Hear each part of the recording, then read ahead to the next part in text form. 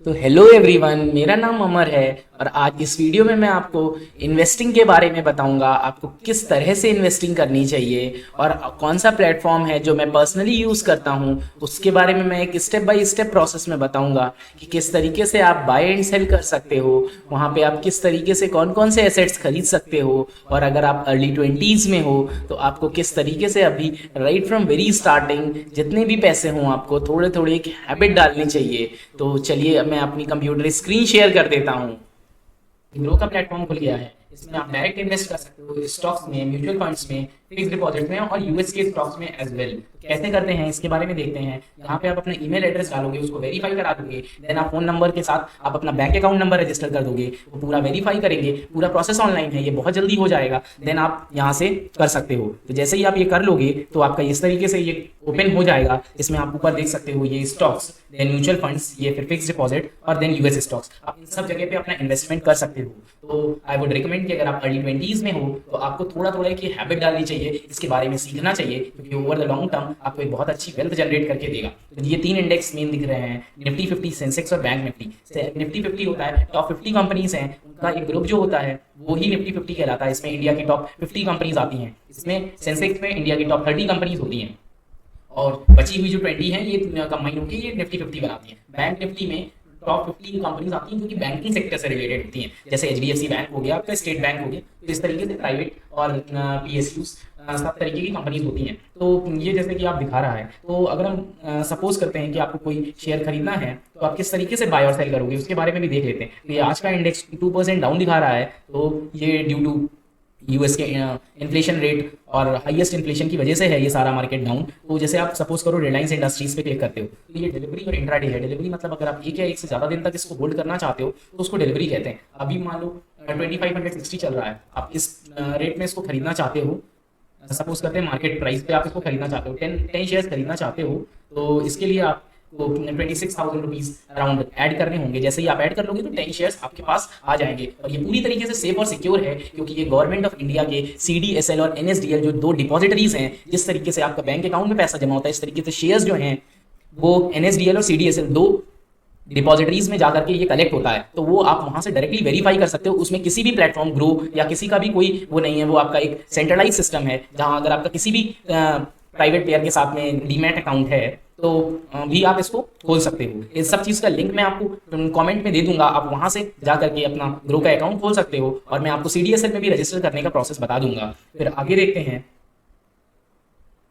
कि अगर mutual fund में करना है तो ये ICICI prudential direct growth plan है। तो इसमें 3%, 3 साल में देखिए 31% का इसमें रिटर्न मिला है। इसमें आप एसआईपी करनी है। अगर मान लो आपके पास 500 रुपए है पर मंथ, और अगर आप एसआईपी सिस्टमेटिक इन्वेस्टमेंट प्लान अगर आप करते हो, 1 तारीख को आप 500 रुपए इसमें डालते हो और ये छोटा छोटा अमाउंट अगर आप बहुत लंबे समय तक करते रहते हो तो इसमें कंपाउंड इंटरेस्ट मिलता है और ये बहुत ज्यादा हो जाता है। तो आप इस तरीके से यहाँ से स्टार्ट एसआईपी कर सकते हो और चीजें जो है आप यूपीआई से पेमेंट करके नेट बैंकिंग किसी भी तरीके से आप इसको कर सकते हो। म्यूचुअल फंड में है कि म्यूचुअल फंड मैनेजर्स का हेडेक है, वो पूरी तरीके से आपके पैसे को कहाँ इन्वेस्ट करना है वो देखेंगे। और ये इसमें दो चीज़ें इंपॉर्टेंट हो जाती हैं कि कितना उसकी रेटिंग है और कितना उसका एक्सपेंस रेशियो है। जैसे ये वाला है, ये 94% इक्विटी में इन्वेस्ट करता है। इक्विटी मतलब शेयर्स ये लोग भी खरीदते हैं, बट ये लोग अपना पूरा थॉरो रिसर्च करके, और वो स्पेशलिस्ट होते हैं अपने डोमेन में, ये कैश सेगमेंट में भी खरीदते हैं और डेट में भी खरीदते हैं। थोड़ा थोड़ा ये डाइवर्सिफाई करते हैं, तो इसलिए म्यूचुअल फंड्स में रिस्क कम होता है। इक्विटी में भी टेक्नोलॉजी सेक्टर में 87%, तो टेक्नोलॉजी सेक्टर जो है ये हाईएस्ट ग्रोइंग सेक्टर होता है। लेकिन जितना ज़्यादा ग्रोथ की चांसेस होती हैं उतना ही रिस्क भी आपका बढ़ जाता है। आप इसमें देखोगे तो इसमें कितना एक्सपेंस रेशियो है, इसके क्या प्रोज हैं क्या कॉन्स हैं, ये सब चीज़ें इसमें दिखा देगा। एक्सपेंस रेशियो होता है कि कितना परसेंट आपका पैसा कटेगा जब आप इसको निकालोगे। ये एग्जिट लोड देखो 1% है, अगर आप 15 दिन से पहले निकालते हो तो ये लॉन्ग टर्म के लिए जनरली होते हैं। इसमें टैक्सेशन भी दिया हुआ है, इस तरह से लगता है। Returns are tax at 15% if you redeem before 1 year. After 1 year if you are required to pay long term capital gain tax of 10% on returns of 1 lakh plus in a year. तो अगर आपको 1 लाख तक का फायदा होता है तो आपको कोई टैक्स देने की जरूरत नहीं है, उसके ऊपर आपको 10% देना पड़ेगा लॉन्ग टर्म कैपिटल गेन के केस में। तो इस तरीके से आप इसको पूरा पढ़ सकते हो। और इसमें एनईवी सिस्टम चलता है, मतलब एक इसमें प्राइस जो है ये एनईवी के हिसाब चलता है। जैसे 2020 में इसका एनईवी 40 रुपीज़ के अराउंड था, अब ये 180 के आसपास चल रहा है, 180 150 के आसपास अभी ये करंट चल रहा है। तो आप इसको देख सकते हो।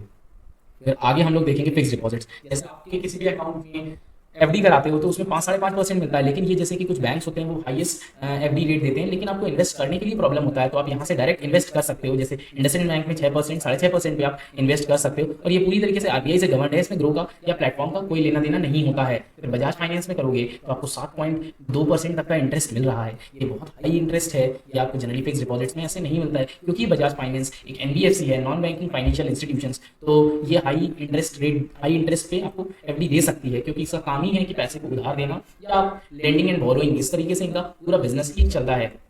फिर दूसरे बैंक्स भी हैं, इक्विटास स्मॉल फाइनेंस बैंक, तो ये भी इतना इतना इंटरेस्ट दे रहे हैं, कितने दिन की आप एफडी कराते हो उस हिसाब से, और ये एफडी बिल्कुल सेम होगी जो आप बैंक में कराते हो, बिल्कुल सेम उस तरीके से। ये 100% secure, govern by RBI, up to 5 lakh तक है, 5 लाख तक का।